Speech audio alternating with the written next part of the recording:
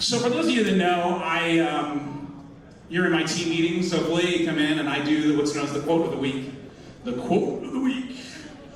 And this was just a couple of weeks ago. It was in the team meeting. For those of you that know this story, understand we just had the Winter Olympics a few weeks ago, right? In Italy or whatever.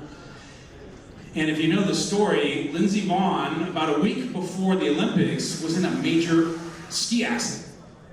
Damaged her leg, was very serious.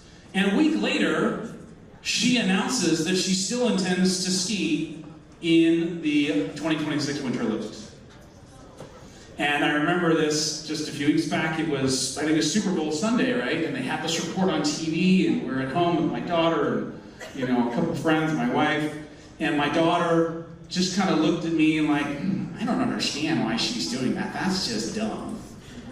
And my daughter, bless her heart, Swedish girl, she's a preschool teacher, not a sales bone in her body. And my wife and I, who have a big sales background, kind of look at each other and smile. Right? And every person in this room knows why she went and skied anyway, right? Because of her commitment to her craft. And it called a personal story of mine. I hadn't thought of it in a long time, and I wanted to share it with you. So I used to ski.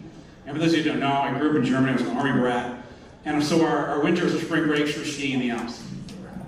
So I've been skiing for about 10 years. In my mid-20s, went on a ski trip with some friends. It was a guy's trip. Mid-20s, we rented a house in Lake Tahoe, California. And we were there for a week. And I wasn't a very good skier, right? Average skier, but skiing for about 10 years. Just kind of struggling. And about 2 days into the ski trip, I see my brother's friend Brian, who's really, really good. Like he is shredding that black diamonds, moguls, whole 9 yards. And so about 2 days into it, I ski up to Brian. I know him somewhat. And I said, Brian, I see you really good. Can you give me some pointers? Can I shadow you for a couple days? Give me some pointers? And he's like, Steve, I already know exactly what's wrong with your skiing. I'm like, oh. Doesn't this suck when you're completely transparent to everyone else except yourself, right? I'm like, okay, Brian.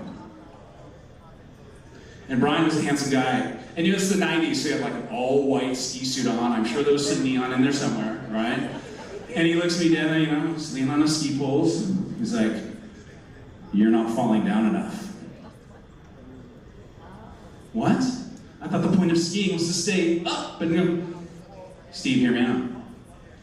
He said, in skiing and in life, if you're not falling down, you're not pushing yourself enough.